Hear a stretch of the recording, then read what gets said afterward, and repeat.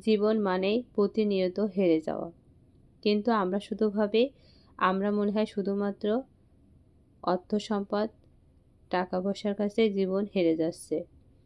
কিন্তু না, জীবন প্রতি মুহূর্তে হেরে যাচ্ছে।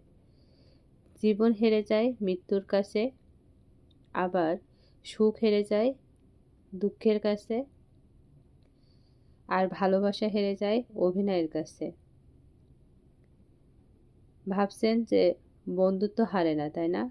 অবশ্যই হারে। ভালো একজন বন্ধুত্ব হেরে যায় কখন জানেন?